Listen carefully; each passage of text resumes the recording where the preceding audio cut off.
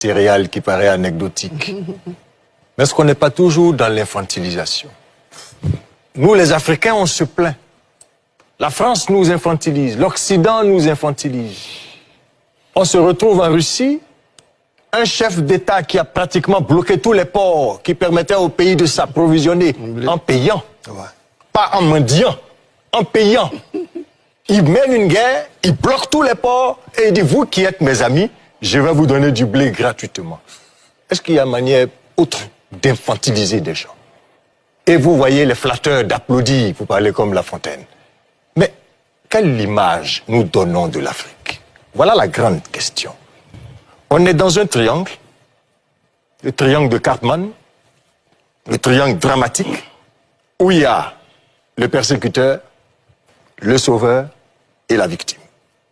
L'Afrique est dans la logique de la victime qui est persécutée et qui a besoin d'un sauveur. Poutine apparaît comme le sauveur. Je suis de votre côté. L'Occident vous persécute. C'est moi qui peux vous sauver. Mais dans le triangle de Cartman, le sauveur, à un moment donné, lui-même devient persécuteur. Parce qu'après, quand vous voulez vous en débarrasser, il vous rappelle que c'est lui qui vous a sauvé dans telle situation et il prend la place du persécuteur. Aujourd'hui, pour ne pas faire de digression en Centrafrique, vous pensez que Touadéra, c'est ça son nom, oui, est capable de dire aujourd'hui à Wagner et à la Russie, j'ai fait mes 2 mandats, je m'en vais? Il est otage de Wagner. Il est otage de tout ce qui est transaction économique et il va modifier les constitutions de telle sorte qu'il soit là tant qu'il fera l'affaire de la Russie et de Wagner. Idem pour les pays où il y a eu des coups d'État. On a cité tout à l'heure des présidents qui ont fait des putschs et qui commencent petit à petit à troquer le treillis contre la veste. Voilà des gens qui seront candidats quand il y aura des élections. Voilà des gens qui vont modifier les élections. Mais parce que Wagner, comme en Occident, vient faire des affaires et il faut garantir les affaires de Wagner. Voilà ce qui est en train de se faire. Maintenant, je veux dire un mot sur le discours du capitaine Traoré dans son sankarisme boucané, là. Mais son discours nous dit beaucoup. Parce qu'il traduit les ruminations et les récriminations des Africains. Je parlais de victimes tout à l'heure, nous sommes victimes presque imaginaires. Et puis nous avons développé tellement d'algues toxiques qu'aujourd'hui, là, notre jugement est totalement empoisonné. Nous ne pouvons pas être lucides. On n'a plus de dignité. Alors, il n'y a plus de dignité. Voilà en quoi ça s'est traduit. Il dit en substance que sa génération s'interroge. Comment se fait-il que l'Afrique, qui est un continent si riche, soit aussi pauvre en termes d'infrastructures, en termes d'environnement qui puisse favoriser l'essor de la jeunesse, par exemple? S'il ne faisait que s'interroger, et s'il ne faisait que nous interroger, nous, Africains, pour qu'ensemble, on puisse trouver des réponses, ça aurait un sens. Dès qu'il a fini de dire ça, à la limite, il nous suggère la réponse, c'est la faute à la France, à l'Occident et à l'impérialisme. Et la faute aussi à nos chefs d'État. C'est ça qui m'insupporte chez beaucoup d'intellectuels africains. Pourquoi? Dites-nous. Ce qui m'insupporte, c'est nous n'avons pas de responsabilité et que ce qui nous arrive n'est que du ressort de l'autre. Non, c'est clairement identifié. Pour lui, les responsabilités, ce sont nos chefs d'État qui ont mal géré nos États, qui se sont rendus coupables de corruption. Je n'ai pas... Non, mais écoutez, c'est même pas cette lecture-là qu'il faut faire, parce que lui, il est mal formé. Il ne devrait pas être là. Mais il faut qu'il justifie sa présence. Donc, il est dans l'éternel hier. Il fait appel à Sankara pour le soutenir, pour qu'on reconnaisse en lui Sankara. Le monde a changé, le monde a évolué. Il y a des défis stratégiques aujourd'hui, il faut qu'ils comprennent ces défis. Et nous, les Africains, avant d'accuser l'autre, avant de dire à chaque fois, mais c'est la faute à la France, quelle est notre part de responsabilité? Il faut qu'on puisse se parler, qu'on puisse savoir où on va. Comment se fait-il que nous subissions ce supplice de Tantale? Parce que c'est ça qu'il décrit le capitaine Traoré. Tantale, qui est dans un lieu qu'on appelle l'enfer, il a soif, il y a de l'eau à porter, il ne peut pas boire, il a faim, il ne peut pas toucher aux fruits qui sont là, et il a faim dans l'abondance, et il a soif au milieu de la rivière. L'Afrique est tellement riche Mais le paradoxe, c'est qu'on est pauvre dans notre richesse naturelle, on est nécessiteux dans tout ce que la nature nous a donné. Mais il faut que nous puissions nous interroger. Je termine sur ça. L'Afrique, là, les pays africains n'ont pas été les seuls pays colonisés. Ampateba nous rappelle que la vie elle-même est colonisation. Mais le Japon, 2 bombes atomiques sur un seul pays, par l'Amérique. 2 bombes atomiques sur un seul pays. Mais quand ils sortent de là, ils ne récriminent pas au point de s'abandonner totalement. Quel est le secret de ce peuple qui a réussi à nous vaincre? Son secret est certainement dans la connaissance. Dans cette connaissance qui lui a donné la capacité technico-militaire de nous vaincre. Pourquoi nous n'allons pas chercher ce secret? L'Afrique doit chercher à savoir qu'est-ce qui fait la force de ceux qui ont vaincu nos ancêtres, et puis ça nous fait mal là jusqu'à aujourd'hui, de ceux qui ont vaincu nos États, même indépendants, qu'est-ce qui fait la force de ces gens-là? Et nous avons la réponse. Très bien, monsieur, on a un dernier sujet. Landry Couillon ne sait pas. Landry, allez-y. Bon, d'accord. Alors, déjà, moi, j'ai un problème lexique. Sommet France-Afrique. Russie-Afrique, Turquie-Afrique et tout le reste. C'est une réalité. Il faut être pragmatique, c'est une réalité. C'est parce qu'on est tellement petit que dans la balance, il faut bien un État pour pouvoir équilibrer ces 4 autres États. Ça, c'est la première des choses. Il faut en prendre conscience avant même de parler du lexique. Deuxième chose, c'est que si on est dans cette configuration, si on est tenté tout le temps d'aller vers les autres, c'est parce que, comme les autres l'ont souligné, on n'a pas un plan stratégique global. On ne l'a pas. Même pas pour les autres, mais pour nous-mêmes. Dites-moi, c'est quoi le plan stratégique de développement de l'Afrique qu'elle a dégagé, l'a fait ressortir et qui s'applique? Ça n'existe pas. On a du mal même à pouvoir avoir un fil conducteur unique. On ne l'a pas. On est perdu. C'est en cela que cela profite bien à un Poutine, après la plénière, de rencontrer en B2B. Il sait que chacun va venir faire sa princesse et de dire, par exemple, moi j'ai de la mangue à te proposer. Vous comprenez? Ou que moi j'ai de la tomate, que moi j'ai ceci ou cela. Mais lorsqu'il vous écoute et que vous lui dites que moi j'ai de la mangue à vous proposer, sans lui faire savoir qu'il y a la capacité de transformation locale de cette mangue afin de gagner en valeur ajoutée, c'est dit, ben, j'ai en face de moi quelqu'un qui ne m'apporte absolument rien. Absolument rien du tout. Donc, on a ce problème dans l'interne. Et c'est important de pouvoir le souligner, et comme les autres l'ont fait, que il faut que nous-mêmes trouvons des solutions endogènes. Il est bon que nous ayons, tu as parlé des sommets de l'Union africaine, mais parlons des sommets techniques où l'on parle business entre l'Afrique du Nord et l'Afrique du Sud. En fait, c'est à ça que je faisais allusion. C'est de ça qu'il est question. Qu'est-ce que la communauté ouest-africaine proposerait à la communauté de l'Afrique centrale? C'est de ça qu'il s'agit. Nous avons ça. Vous avez ceci, comment faire pour pouvoir avancer concrètement et de les produire? Je vais terminer avec autre chose. On a parlé de l'intervention du capitaine Traoré.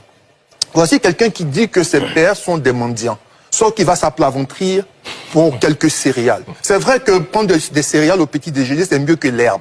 Parce que lorsqu'il prend le pouvoir, il dénonce le fait qu'il y a des populations au Burkina Faso qui mangent de l'herbe. Mais jusqu'à présent, la situation n'a pas changé. Mais vous comprenez que ce qui est triste, c'est qu'on est un continent aussi vaste, des terres arabes énormes, et qu'on est amené à mendier du blé, vous comprenez, des céréales. On est réduit à ça. Et on va faire les louanges de quelqu'un qui va nous donner des céréales comme dans une basse-cour. C'est incroyable. Moi, j'attends de la Russie, de cette grande Russie-là, qu'elle nous aide à pouvoir produire autant de céréales, de blé, en termes de fourniture de matériel agricole, dans la fabrication du matériel agricole, parce qu'elle a l'expertise là-dedans. Mais la Russie ne vous donnera que ce... la Russie ne vous donnera que ce que vous demandez. C'est ce que j'allais dire. Qu'est-ce que nous demandons à la Russie? Nous sommes allés demander des céréales plutôt que de la sémence, plutôt que du matériel ou des tracteurs, ou alors la technologie pour pouvoir les fabriquer. Voilà. Nous n'avons rien demandé. Donc, on ne peut pas accuser Poutine, proposerait et faire en Afrique ce que nous méritons d'avoir. Si nous voulons juste avoir des soldats pour venir protéger nos palais présidentiels, il le ferait, on paiera le prix cher. Si nous voulons du blé, il va nous donner du blé selon ses convenances, mais nous n'aurons jamais la possibilité d'en produire. C'est triste de le savoir. Certains disaient que avant c'était des sous-préfets qui allaient au palais de l'Élysée pour pouvoir obtenir quoi que ce soit, mais un sous-préfet au moins il a fait l'ENA. Ici, on n'a vraiment pas des sous-préfets qui sont allés. On a des personnes qui sont allées comme de véritables mendiants pour pouvoir obtenir quelques poignées de blé pour leur population. Bon, on pourra vous répondre qu'ils sont allés également soumettre leurs difficultés en termes d'armement pour renforcer leur arsenal militaire. Non, moi je suis pas très dur, moi je pose la question. Non, c'était Aristide, ensuite professeur Arthur Manga. Juste dire à Ali que je rejoins le professeur Dion pour dire qu'il faut éviter le phénomène de bouc émissérisation et pour dire au professeur Kwao que là... Bismillah, salam alaikum, bonjour, bonsoir, j'espère que vous allez bien, j'espère que ça se passe, moi alhamdoulilah, ça va. L'homme est sous la protection divine, Allah veille, frères et sœurs, bienvenue encore une fois sur la page de votre frère King, J224 tout fort. C'est ici et nulle part ailleurs, merci d'être là, merci pour vos soutiens, vos bénédictions, c'est pour la Guinée et c'est pour l'Afrique. Très bon début de semaine à tous, sous la protection divine, qu'Allah veille sur nous ouvre les portes et paix à l'âme de nos disparus. Voilà. Comme vous avez vu dernièrement, hier, 2 ans jour pour jour, j'ai perdu ma maman.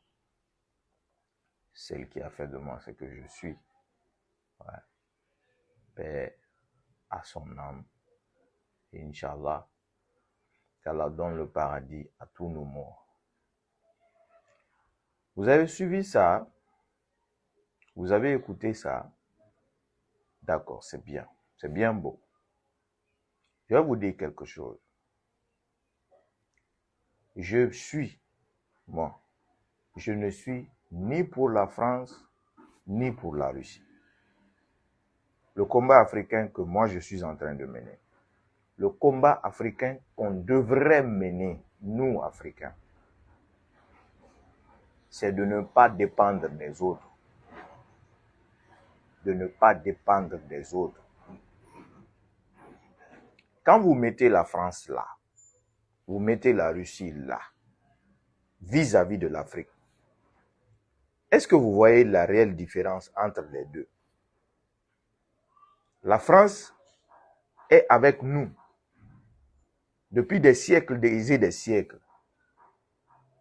Quel a été le changement brusque pour nous? Rien, nada. Pendant tout ce temps aussi, où était la Russie?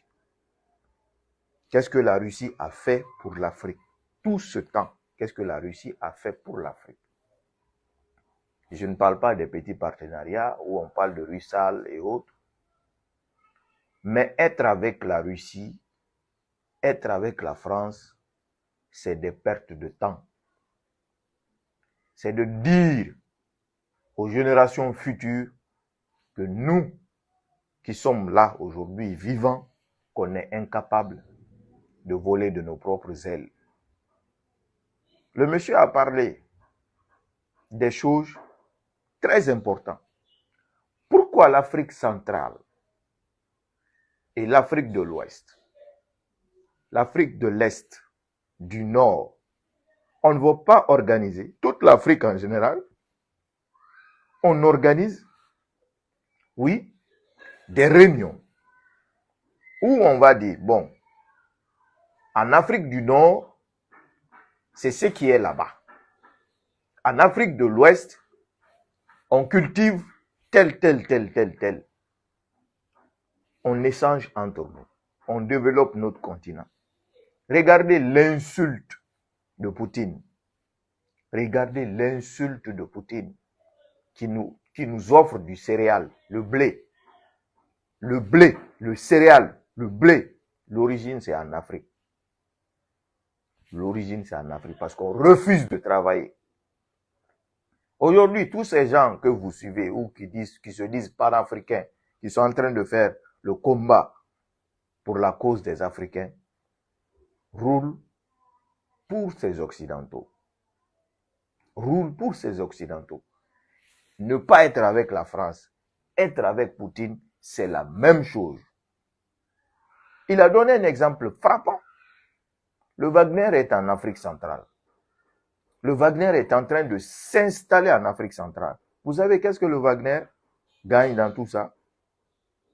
C'est des millions de tonnes d'or, des milliers de diamants, ainsi de suite, etc., etc. En échange, on part qu'au sommet Russie-Afrique, c'est le céréal que Poutine donne à l'Afrique. Qu'est-ce que la Russie va donner à l'Afrique? Que nous, on ne peut pas gagner. Hein? Qu'est-ce que la Russie peut donner à l'Afrique que nous, on ne peut pas gagner? Mon combat, moi, qui devrait être le combat de tous, c'est de dépendre de nous-mêmes. Aujourd'hui, nous sommes tous en train de fuir le continent de l'avenir, le continent du futur. Tout le monde est en train de fuir. Pendant qu'on peut cultiver, acheter des tracteurs à ces gens-là, venir cultiver, faire nos propres plantations, vendre tous ces légumes, tout ce qu'on a cultivé. Parce que Dieu nous a donné une terre bénie. Mais on ne se rend pas compte. Tout le monde veut partir. Tout le monde veut partir. Si ce n'est pas sur les Méditerranées, c'est sur les Amériques. Tout le monde veut partir. C'est incroyable. Quand je vois les gens qui soutiennent Poutine, je me pose la question, ils soutiennent Poutine, pourquoi? Pourquoi? Parce que quand on soutient quelqu'un, il y a forcément une raison. Mais la plupart de ces personnes qui soutiennent Poutine, leur raison c'est quoi? C'est parce que voilà, l'OTAN s'est réunie pour dire que voilà, Poutine n'a pas raison sur l'Ukraine. Ok. Admettons que Poutine a raison sur l'Ukraine. Admettons que Poutine a raison sur l'Ukraine. On y va doucement. Hein? D'accord, Poutine a raison sur l'Ukraine. Maintenant, toi, Africain, qu'est-ce que tu y gagnes pour soutenir Poutine dans cette guerre? Qu'est-ce que tu y gagnes? Qu'est-ce que ton pays y gagne? Qu'est-ce que ton continent y gagne? Rien du tout. L'Ukraine, les ports, tout est bloqué. Après, depuis la guerre a commencé en Ukraine, on a vu tous les denrées de première nécessité, les prix ont augmenté à une vitesse catastrophique. Tout ce qui coûtait 1 euro, c'est devenu maintenant 10 euros. Tout ce qui coûtait 1000 francs CFA, c'est devenu maintenant 10 000 francs CFA. D'accord. Maintenant, quel est ton intérêt de soutenir Poutine? Quel est ton intérêt de faire appel à la Russie en Afrique? Pourquoi, Africains, on ne va pas s'asseoir, se dire que oui, on est capable, qu'on peut y arriver? Pourquoi? On suit des gens qui parlent tout le temps, merci, salam, salam. Hey, quand on travaille, qu'on cultive, on mange ce que nous cultivons, c'est eux qui ont besoin de nous. Pourquoi ils sont toujours collés à l'Afrique? Parce qu'ils savent que notre continent est plus riche que la leur. C'est eux qui devraient venir pleurnicher chez nous. Ce n'est pas à nous d'aller pleurnicher chez eux. Poutine donne du blé à l'Afrique, du céréal à l'Afrique. Quelle catastrophe. C'est-à-dire quelle catastrophique, quelle insulte. Je salue par là le discours. Seulement si je ne suis pas en bon terme avec les analyses du monsieur, c'est seulement sur l'analyse du président Ibé. Parce que le président Ibé, tout ce qu'il a dit, et c'est qu'il est venu trouver ça en place. On n'a jamais eu de bons dirigeants qui ont eu l'idée de faire travailler l'Afrique, nos pays, nos différents pays. Ok, on n'a pas d'argent, c'est bien beau, d'accord, il n'y a pas de souci. On est le continent le plus pauvre en matière de liquidité, alors qu'on est plus riche, 10 000 fois plus riche que les autres. Ok, on dit qu'on n'a pas d'argent, il n'y a pas de souci. Maintenant, nos ressources qu'on vend, nos ressources minières qu'on vend, on peut échanger ça avec des machines à tracteurs, des machines à travailler.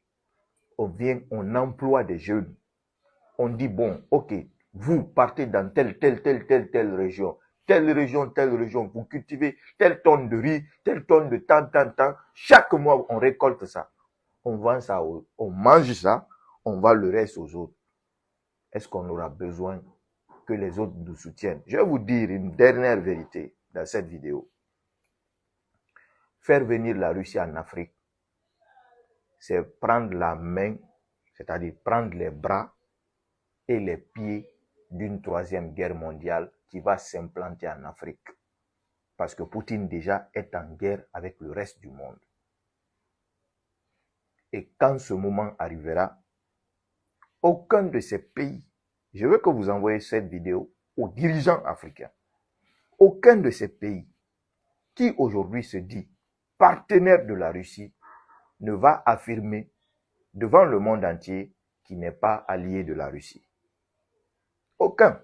Personne ne pourra dire « Oh, je ne suis pas allié de la Russie ». Le jour que ça va péter, le jour que ça va venir. Et vous savez, en matière d'une guerre, on dit « L'ami de mon ennemi, c'est mon ennemi ». Et aujourd'hui, tous ces pays qui sont amis de Poutine, personne ne va dire plus tard, je ne suis pas ami de Poutine. Nous, on partait là-bas pour des accords. Non, ça sera trop tard. Alors, frères et sœurs guinéens et africains, pourquoi ne pas se dire que nous pouvions réussir ici en Afrique, travailler ici dans nos pays, faire de ce continent le meilleur. On compte maintenant sur on dit dégage la France, on appelle la Russie. On dit dégage la France, on appelle la Russie. Qu'est-ce que la Russie peut nous apporter? Ce que la France ne nous a pas apporté. Qu'est-ce que la Russie peut nous apporter? Ce que la France ne nous a pas apporté. On dit merde à tout le monde. Je ne suis ni pour la France, ni pour la Russie. Je suis pour le continent africain. J'aimerais que les fils et filles de ce continent se disent qu'on est capable de parvenir, de réussir dans notre continent sans l'aide de personne. Oui, sans l'aide de personne. Sans aller mendier. Sans aller mendier. C'est ce qui est la vérité. Aujourd'hui, si on travaille, ils viennent acheter nos mines. On échange ça avec des machines pour travailler.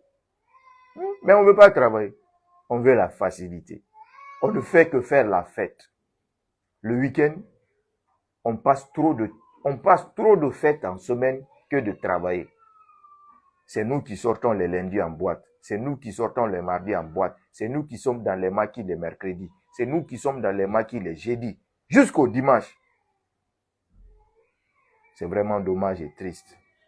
Alors, vous, ou toi qui soutiens la Russie, toi qui soutiens Poutine, soi-disant qu'il a raison sur l'Ukraine, quel effet, quel intérêt as-tu pour soutenir Poutine?